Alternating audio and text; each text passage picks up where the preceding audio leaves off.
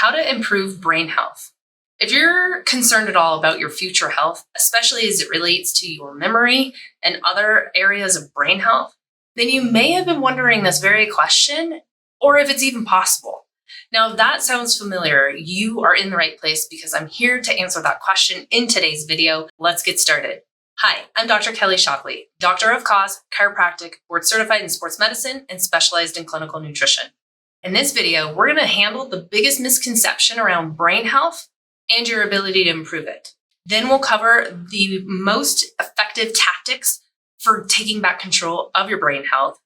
And finally, I will be sharing with you the most crucial foods to be avoiding in order to ensure you have amazing brain health for the rest of your life. Let's dive on in. What is the biggest misconception when it comes to brain health? That we don't have the ability to change it, or that our genetics are going to be what predicts it. These are kind of the two. It's not just one, there's two. Those couldn't be further from the truth. You have capacity to improve your brain health. Gone are the days where scientists believe that the cells that make up our brain that we're born with are the cells that our brain still contains when we die. Okay? Our brain has the ability to create new brain cells and regenerate itself, more or less. So ultimately, you're not stuck in this dwindling spiral of brain health that results in you experiencing, memory issues, lack of focus, concentration, just that brain fog, or other issues like depression, anxiety, that mood stability. You have the ability to improve your brain health.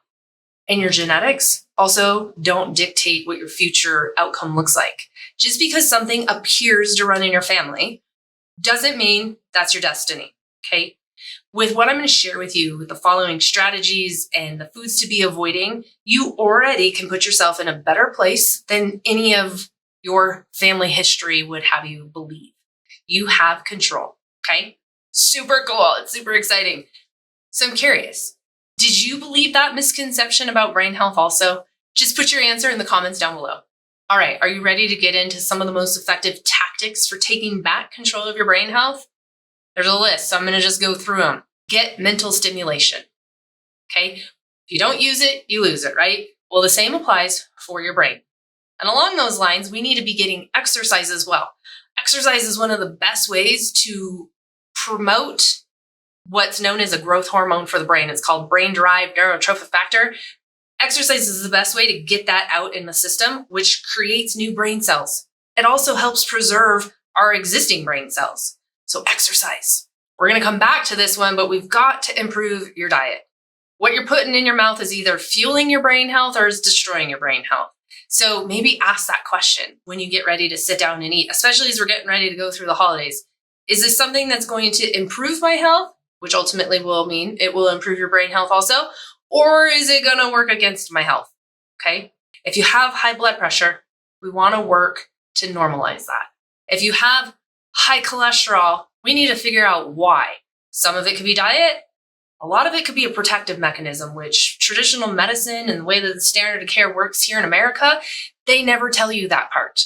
Your brain is like 20% cholesterol, so you have to have it. There is such thing as too little of cholesterol, though they are not seeming to really be concerned about that. So you have to have cholesterol, but if your cholesterol levels are high, we've got to figure out why so that we can address the underlying issue and then start to normalize those cholesterol levels. A huge one that ties into brain health is your blood sugar level. So if you're working your way towards prediabetes or diabetes full blown, we've got to work on regulating and normalizing those blood sugar levels, because one of the systems that gets fried when your blood sugar is too high on a regular basis is your brain and all the nerves. It's like lighting them on fire, okay? A couple of tactics that might seem obvious would be avoiding tobacco or any of the other illegal or even some of the legal drugs that are out there. And then the other one is alcohol. There's a reason why the sobriety tests that they do alongside the road are done. They're brain function tests, okay? I don't know if you knew that, but they're testing the function of your brain. And that's because alcohol is toxic to your brain. So make sure you're not drinking more than what they say is recommended, or ultimately just work at removing it. Honestly, any benefit you can get from drinking red wine is really not worth all the negative aspects that could come, especially when we're talking about brain health. There are other ways to get the goodness that the few benefits they would provide. You can get that in other foods and beverages that are not alcohol. Maybe an obvious one, but I know sometimes my family would like to remind me that you want to protect your head. Okay, concussions obviously are not a joke. They are not something that helps us be able to have high levels of brain health. So we want to take necessary precautions. So, when you're out on your bike, wear a helmet. When you're skiing or snowboarding, wear a helmet. If you're playing any other kind of sport where your head could potentially be hit, wear a helmet. Okay.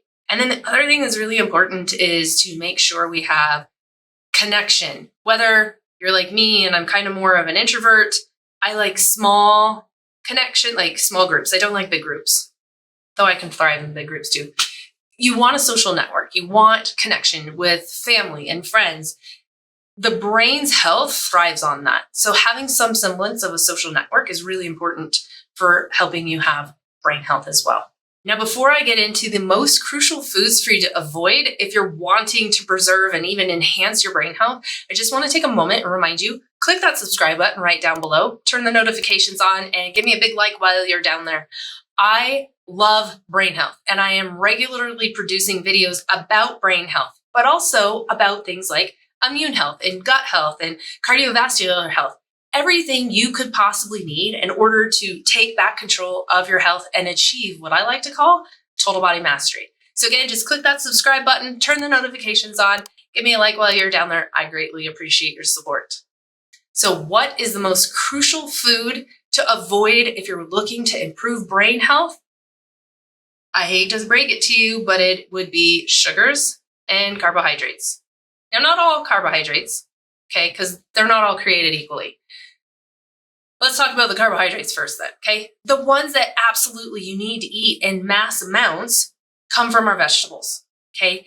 And as far as brain health goes, I would make sure you're eating the vegetables that grow above the surface of the ground in liberal amounts. The vegetables that grow beneath the ground, like those would be more like your root vegetables or like carrots, parsnips, those things. Have those more sparingly, maybe a couple of times a week, okay? As far as carbohydrates go that come from fruits, we've been misled. While fruit contains a ton of nutrients that are great for us, they also contain a lot of natural occurring sugars. And as I'm going to share with you in a moment, sugar is really devastating to your nervous system. So when it comes to fruit, if you enjoy fruit, maybe only have one serving of fruit a day, not all day long, okay? It's too much. We weren't designed to consume that much fruit. So one serving maximum a day of your fruits. As far as other carbohydrates go, those that are just as detrimental to sugar that we would categorize into carbohydrates fall into the category of grains, okay?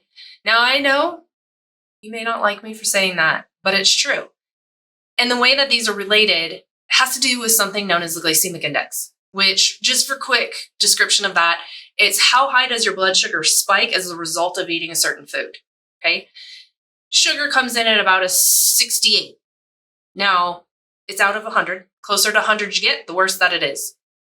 The foods that actually have a higher glycemic than sugar itself are actually all the grains. So, if we're trying to reduce the amount of spiking of our blood sugar, because that actually is the best way to produce inflammation. Inflammation is essentially like dumping lighter fluid over your body and then igniting it, okay? Inflammation is the root cause of all disease and illness, and your brain and your nerves are highly susceptible to inflammation. This is why we want to cut these foods out, or at least extremely decrease the amount of consumption, because they are the best way to cause inflammation in the body. Sugars, whether it's fruit or it's organic cane sugar or it's other versions of sugar, not including stevia. Stevia is fine. Monk fruit is fine. Okay, those are okay to use. I'm not getting rid of all of it, but high amounts of sugars or these high glycemic grains of carbohydrates are going to be what stress your brain out the most, okay? And they will work against you. Now, if you're sitting there going, holy cow, what am I supposed to eat? Because you're taking away like pastas and crackers and all kinds of things that you are probably used to having on a not only daily basis, but multiple times per day basis. Don't worry. I have a visual example for you of what eating for brain health looks like. All you need to do to access it is go to the description right below this video, click on it so it expands. Scroll down, look for the headline that says, Eat Your Way to Better Brain Health Meal Plan. There's a link right below that. Click the link, tell me where to send that meal plan for you, and you will be well on your way. Okay. This meal plan is designed for high performers, high achievers, people who don't have time to spend every single day, all day long in the kitchen, or even if you just don't like cooking. It's very efficient, but you don't even have to follow the meal plan. All the recipes are there for you, and they've been kid tested and they're Dr. Mom approved. I've also included a shopping list to make life that much easier for you, so there are no excuses. Go click the link down below and you'll have an example. And honestly, within a week, you will already be working your way to better brain health. You could notice an improvement in your memory and your focus and mental clarity. And that's just the start of it. So I hope today was informative. Thank you so much for being here. I can't wait to see you on a future episode, and God bless.